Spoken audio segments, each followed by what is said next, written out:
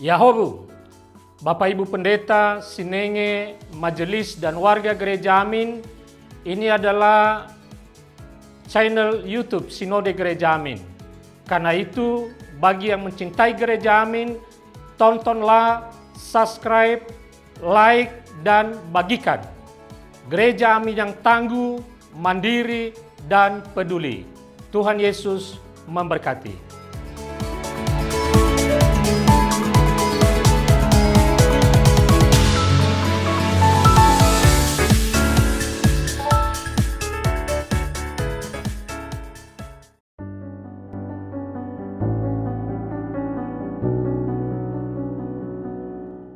Kawan muda, jumpa kembali dalam acara Youth for Christ. Kali ini kita akan menyimak tulisan dari Pendeta Yesi Irawan dalam buku renungan Youth for Christ dengan judul Pemulihan berdasarkan Daniel 9 ayat 15-19 bersama saya Andesita Meyariawati. Tetapi sebelumnya, mari kita bersatu di dalam doa. Tuhan, kami bersyukur atas limpah kasih-Mu di dalam kehidupan kami, Tuhan. Tuhan, ajarilah kami untuk terus berjalan hidup seturut dengan kehendak-Mu saja, Tuhan. Juga pada hari ini kami mau merenungkan firman-Mu. Biarlah apa yang kami renungkan bisa benar-benar bermakna di dalam kehidupan kami, dan kami tidak hanya mendengarkan, juga kami dapat menjalani, mempraktekkan apa yang kami renungkan pada hari ini di dalam kehidupan kami sehari-hari. Sehingga semakin banyak orang lagi yang dapat merasakan kasih-Mu, Tuhan. Terima kasih Tuhan, dalam nama Tuhan Yesus Kristus kami berdoa. Amin. Dan yang akan menjadi pusat perenungan kita pada hari ini adalah Daniel 9 ayat 17 yang akan saya bacakan bagi kita semua. Daniel 9 ayat 17. Ya Allah kami, sekarang dengarkanlah doa hamba-Mu ini dan permohonannya. Sinarilah tempat kudus-Mu yang telah hancur ini dengan wajah-Mu demi Tuhan sendiri. Setelah menjalani tindakan operasi, pasien perlu diberi waktu untuk beristirahat tanpa kunjungan dari orang lain selama beberapa waktu. Mengapa hal ini diberlakukan? Masa pemulihan setiap orang berbeda-beda. Ada yang dalam waktu singkat saja sudah kembali segar, tetapi ada pula yang membutuhkan perawatan lebih lama. Hal ini bergantung dengan tindakan operasi yang dilakukan serta tubuh pasien itu sendiri setelah menjalani operasi. Dan dalam masa-masa inilah banyak permohonan, doa dipanjatkan kepada Tuhan untuk memulihkan kondisi tubuh.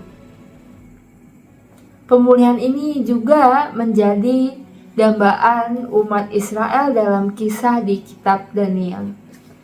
Mereka berseru pada Allah, memohon pemulihan bukan berdasarkan jasa dan perbuatan baik mereka, melainkan atas dasar kasih karunia Allah. Sebab bukan jasa maupun perbuatan baik yang menyelamatkan Yerusalem dari murka Allah. Allah, oleh karena kasih karunia-Nya, telah menuntun umat Israel keluar dari Mesir.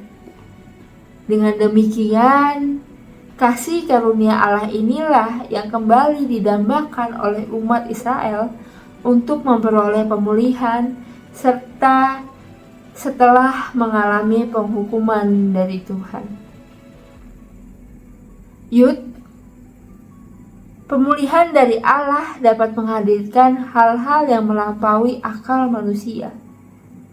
Dalam kitab Daniel, hanya pemulihan dari Allah yang dapat membawa pembebasan dan sukacita bagi umat Israel. Pemulihan dari Allah juga berlaku dalam hidup kita. Di tengah setiap pergumulan sehari-hari, baik dari masa lalu maupun masa kini. Pemulihan dari Tuhan terbukti nyata dan membawa sukacita bagi kita. Maka, marilah kita percaya padanya dan kita rasakan pertolongannya di setiap kondisi kehidupan kita. Mari kita bersatu dalam doa. Bapa, mungkin di dalam kehidupan kami tidak dapat terhindar dari beragam masalah, ataupun juga konflik-konflik dengan orang lain yang akhirnya menimbulkan luka bagi kami, menimbulkan rasa sakit bagi kami, Tuhan. Dan di dalam renungan pada hari ini, kami diingatkan kembali bahwa pemulihan itu asalnya dari Engkau, bahwa oleh karena kasih karunia-Mu saja Tuhan, kami mendapatkan pemulihan. Kami mendapatkan sukacita yang sejati di dalam-Mu. Sehingga mau bagaimanapun rasa sakit yang kami rasakan, kami diberikan harapan bahwa sukacita itu akan selalu ada di dalam-Mu saja Tuhan.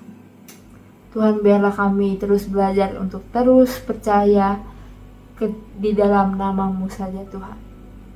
Tuhan, kami serahkan kehidupan kami ke dalam tangan-Mu. Di dalam nama Tuhan Yesus Kristus kami berdoa. Amin. Demikian renungan kita pada hari ini. Jangan lupa subscribe, like, dan bagikan kepada yang lain. Tuhan memberkati.